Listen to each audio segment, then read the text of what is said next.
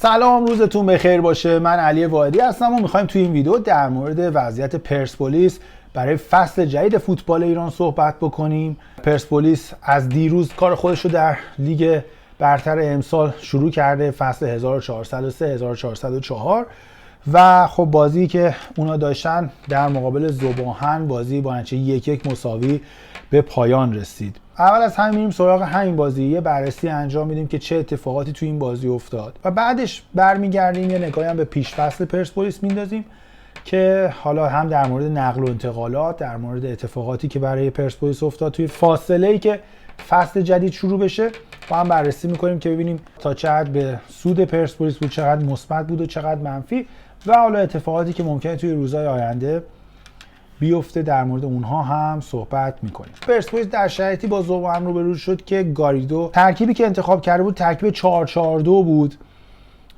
برای پرسپولیس و با استفاده از دو مهاجم در نوک خط حمله، علی پور و عیسی آل‌کثیر. عیسی آل‌کثیر خب نشون داده هر موقع توی پرسپولیس بوده توی بازی‌های مهم تونسته گلزنی‌های خوبی داشته باشه. علی پور هم خب کسیه که توانایی گلزنیش در لیگ برتر ایران ثابت شده است، یعنی نشون داده که خیلی گلزن خوبیه. حالا بازی که دیدیم حداقل از نظر فیزیکی که علیپور خوب بود، حالا باید ببینیم که کی پاش به گلزنی باز میشه.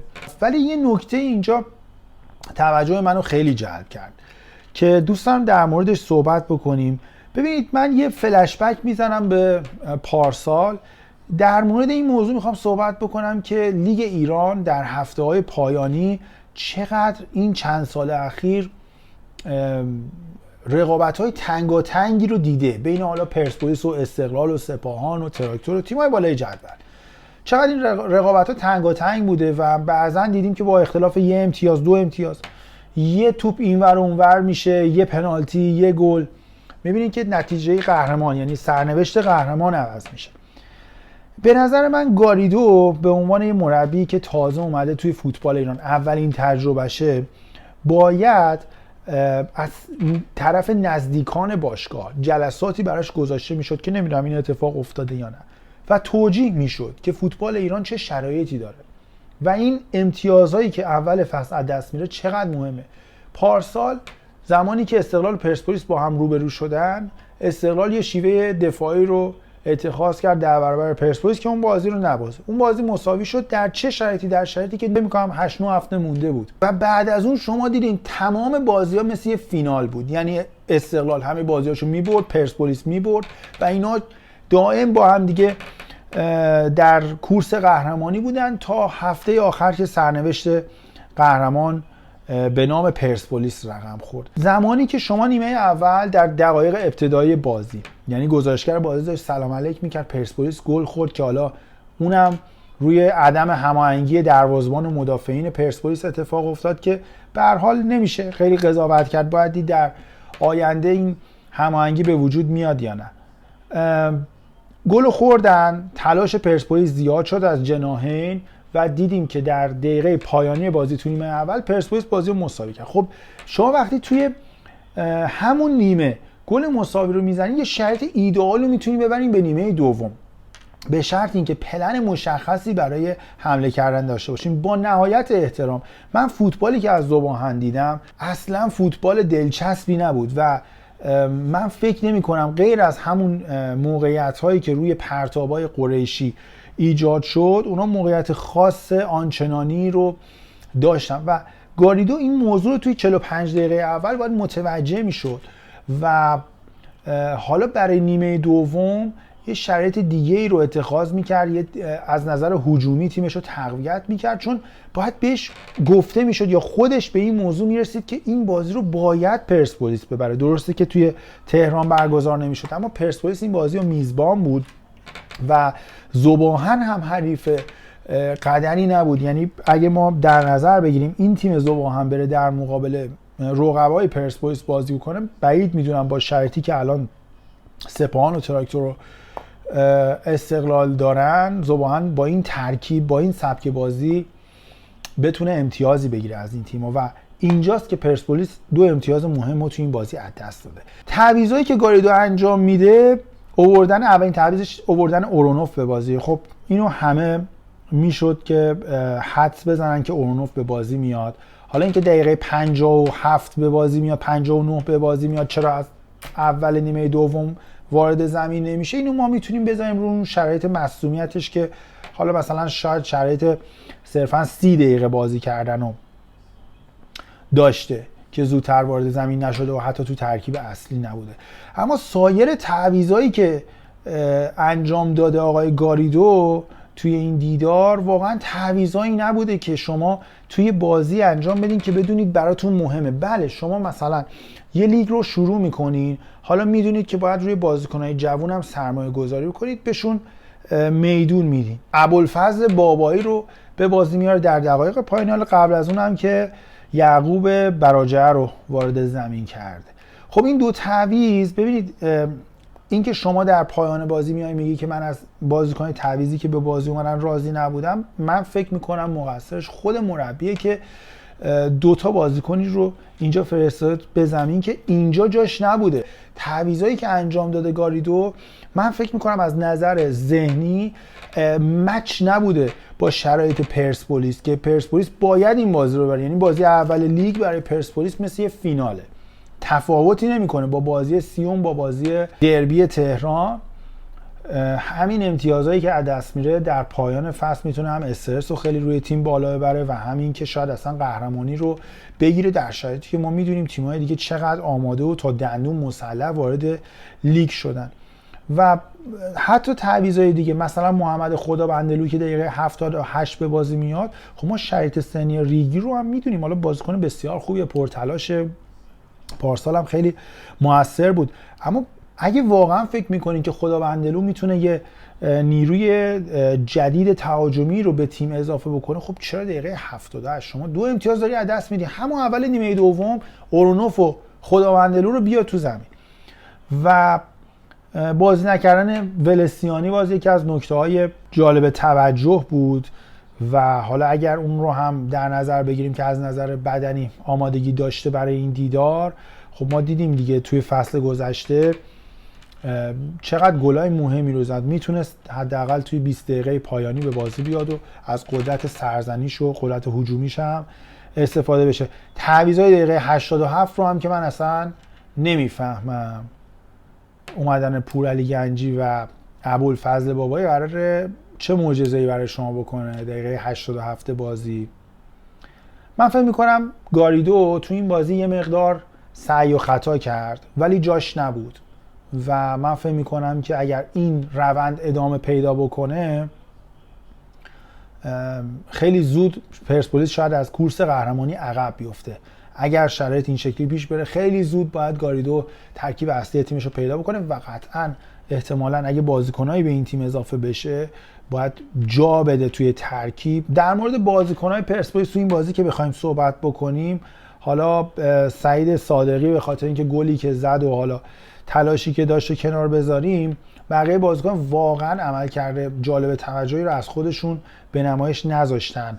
اورونوف از زمانی که وارد زمین شد خب همون استانداردهای بالای خودش رو آورد با خودش توی زمین، ولی انتظار میرفت که به هر حال آل کثیر، علیپور از این موقعیتایی که به دستشون رسید یه مقدار با جدیت بیشتری استفاده بکنن و این موقعیت‌ها رو اینقدر راحت از دست ندن تا این 2 امتیاز از دست نره. و من فکر می‌کنم قطعاً پرسپولیس نیاز به تقویت داره. یه نکته خیلی مهمه که دیدیم اکثر بازیکن پرسپولیس بالای 30 سالن. شما نمیتونی ترکیب اصلیت 5 تا بازیکن بالای 30 سال باشه. این یه چیز کاملا مشخصه و پرسپولیس باید یه فکری روی این قضیه بکنه، میانگین سنیش رو هم پایین بیاره. حالا بریم یه نگاهی به پیش فصل پرسپولیس بندازیم. فکر می‌کنم پرسپولیس رو یک مقدار از اون تیم قدرتمند پارسال دور کرده، هرچند که هنوز هم یه سری کورسوهای امیدی هست که پرسپولیس مثلا اگه بتونه قلیزاده رو بگیره یا یه دفاع چپ خوب مثل نگی که خیلی صحبتش، حالا هرچند که بعید میدونم این بازیکن به پرسپولیس بیان، ولی اگه بیان خب یهو اصلا تمام معادلات تغییر میکنه. اینا رو بذاریم کنار. اتفاقاتی که از پایان فصل پیش برای پرسپولیس افتاد، مهمترینش رو بخوایم به ترتیب بگیم خروج اسمار از پرسپولیس بود. اسمار مربی بود که هم کنار گل محمدی کار کرده بود، فوتبال ایران رو میشناخت این که میگم فوتبال رو میشناخت یه نکته خیلی مهم توشه. یعنی مثلا اگه الان عثمان مربی پرسپولیس بود میدونست که ما باید ذوب‌آهن رو ببریم، میدونست که در مقابل پرسپولیس کدوم تیم مثلا توی سطحیه که پرسپولیس باید اون تیم رو ببره حتما، چون بقیه تیم‌ها احتمالاً میرن میبرنش، و حالا کدوم تیم میشه یه مقدار محتاط‌تر بازی کرد، شاید یک امتیاز هم از اون بازی خوب باشه. اتفاقی که فکر می‌کنم برای گاریدو هنوز جا نیفتاده و بعید میدونم حتی بازیکن‌های خود پرسپولیس رو به طور کامل از قابلیتاشون شناخت داشته باشه، چه برسه به وضعیت بازیکن‌ها و حالا تیم‌های حریف. عثمان که جدا شد، خب از این قضیه شما در نظر بگیرین چقدر پرسپولیس متضرر شد، دنبال مربیای مختلف بودن، رسیدن به گاریدو عیارش الان مشخص نمیشه، باید چند هفته بگذره ببینیم چه سبک فوتبالی رو توی پرسپولیس میاره، با توجه به نیروهایی که داره چقدر میتونه تیم خفنی رو درست بکنه. اون موقع مشخص میشه میتونیم بگیم گاریدو انتخاب خوبی بوده یا نه. در مورد بازیکنایی که جدا شدن خب صحبت خیلی بوده. اول از همه شاید در مورد بیرانوند خیلی صحبت میشه، اون الحاقیه‌ای که به قراردادش اضافه شد و جدا شد، بعد ترابی، خدمت شما که عرض کنم دانیال اسماعیلی فر و بقیه بازیکنایی که جدا شدن. خب ببینید تمام اینا به عنوان بازیکن آزاد اکثرا از پرسپولیس جدا شدن، به غیر از عبدالکریم که حالا یه مبلغ خوبی رو به پرسپولیس تزریق کرد خروجش از این تیم. این بازیکنان که جدا شدن پرسپولیس باید هزینه کنه به جاش بازیکن بیاره و اکثر بازیکن‌ها هم تحت قرار دادن. تو چنین شرایطی باشگاه‌های معتبر باید از فصل قبل مذاکرات خودشون رو با بازیکن‌ها شروع بکنن، اتفاقی که توی ایران نمیفته و اینجاست که میاد یقه تیم‌ها رو میگیره. اینجاست که شما فصل وقتی تموم میشه یهو نگاه می‌کنی می‌بینی 10 تا بازیکن دیگه قرارداد ندارن. همچین اتفاقی تو فوتبال اروپا نمیفته. همین الان مثلا آلفونسو دیویس که سال آخر قراردادش با بایر مونیخ از الان دنبال خریدن جایگزینشه و همزمان گزینه فروشش تو تابستون امسال رو داره بررسی میکنه، همزمان داره مذاکرات رو با این بازیکن ادامه میده که اگر توافق صورت گرفت بتونه با این بازیکن تمدید بکنه و همه این گزینه‌ها رو به طور همزمان داره پیش میبره که فصل بعد اگر آلفونسو دیویس به صورت رایگان از این تیم جدا شد بایر مونیخ بدون دفاع چپ نمونه. تیم پرسپولیس باید مذاکرات خودش رو با بازیکنان قبل از پایان فصل یا بلا فاصله بعد از پایان فصل شروع میکرد، اصلا اجازه نمیداد اینقدر زمان بخوره و اگر اونا متوجه میشدن که یه بازیکن میخواد جدا بشه یا داره تایم رو در واقع تلف میکنه برای این باشگاه، خیلی زودتر باید اقدام میکردن برای پیدا کردن جایگزین، چون این شرایط پرسپولیس سودی نمیبره. یعنی یه بازیکن رو باید همینطوری بده بره و یه بازیکن رو پول بده بخره. بازیکن آزادی هم الان دیگه به اون صورت توی بازار نیست که شما برید و نخواین پول رضایتنامه بدین و بگیرینش. بازیکنایی که اضافه شدن خیلی زوده در موردشون صحبت بشه، اما وقتی شما تیم قهرمان رو داشتی، حالا یه سری بازیکن اصلی تیم جدا شده، بهترین بازیکن‌ها رو هم که ورداری بیاری بذاری جای اون بازیکن‌ها تا مچ بشن، تا به اون سطح از آمادگی و هماهنگی با بقیه بازیکن‌ها برسن زمان میبره.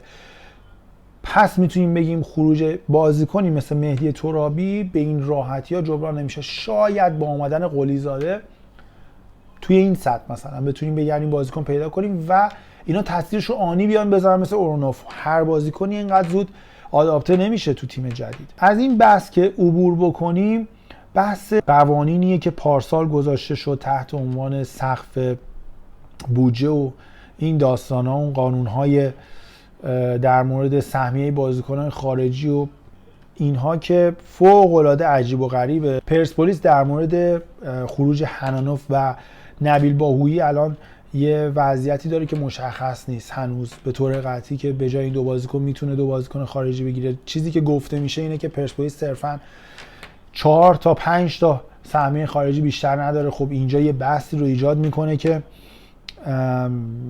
الان شاید دیگه اصلا نتونه بازیکن خارجی بگیره و اگه اشتباه نکنم در مورد بازیکن‌های ایرانی که از باشگاه خارجی به ایران میادن یه همچین وضعیتی وجود داره. حالا باز در روزهای آینده شفافتر میشه. و بحث اصلی بحث سقف بودجه است که پرسپولیس اومد از این قضیه استفاده کرد، گفت خب ما پرسپولیسیم، میتونیم که در واقع یه سری بازیکن‌ها رو بگیریم با یه قیمت‌های خوب، هر کی هم قیمت بالا خواست میگیم ما از سقف بودجه نمیتونیم بالاتر بریم و اگه این اتفاق برای هر باشگاهی بیفته اونا محروم میشن و این داستانا. و این محدودیت سقف بودجه رو اومد اعمال کرد. حالا خوب یا بد دیگه مفصل میشه در موردش صحبت کرد دیگه. این سقف بودجه باعث شد یه سری بازیکن از پرسپولیس جدا بشن برن به باشگاه‌های دیگه و البته که یه سری بازیکن هم نتونه بگیره، یعنی توی مذاکرات بازیکن‌ها مثلا پرسپولیس رو انتخاب نکردن رفتن به یه باشگاه دیگه که مسائل مالی انگیزه اول اونها میتونسته باشه برای انتخاب تیم دیگه به جز پرسپولیس. به هر حال پرسپولیس تیم قهرمان سالهای گذشته بیشترین قهرمانی رو داشته و اگه بخوایم از نظر مالی هم در نظر بگیریم شرایط بدی نداره، اما اون سقف بودجه یه جورایی شاید دستاویز مدیرای پرسپولیس شد که به این طریق بتونن اصلا خرج نکنن. یعنی خیلی براشون بد نمیشد تو فکر خودشون که ما اینو لحاظ میکنیم، حالا خواستیم بازیکن بگیریم میگیم داستان اینه و شما از این بیشتر نمیتونی قرارداد ببندی. باعث شد خیلی بازیکن پرسپولیس از دست بده. حالا هنوز شرایط مشخص و شفافی وجود نداره. استقلال میدونیم که هنوز قرارداد یه سری بازیکناشو نتونسته ثبت بکنه.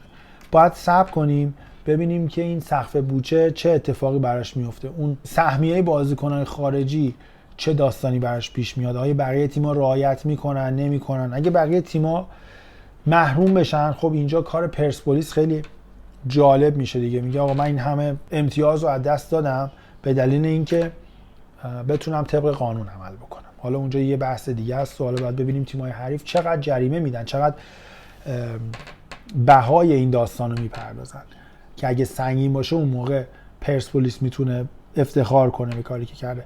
اگه این اتفاق نیفته خب پرسپولیس از همه عقب افتاده، هم توی جذب بازیکن هم توی بازیکنایی که از دست داده و قطعا وارد یه فصل کابوسوار میشه. جدا از اینکه من فکر میکنم باید تلاش خیلی زیادی میشد که اسمار حفظ بشه و الان خیلی اومدیم عقب، باید دوباره پرسپولیس تلاش کنه تا به شرایطش تو فصل بعد برگرده و اون بازیکن‌های مهمی که از این تیم جدا شدن هم باید جایگزین مناسب براشون پیدا بشه، سوا از اینکه این بازیکن‌ها باید مچ بشن. پرسپولیس با این شرایط فصل جدید شروع کرده، بازی اولش هم مساوی کرده و منتظریم ببینیم تا هفته آینده چه اتفاقی میفته. ممنون که این ویدیو رو تا آخر دیدین.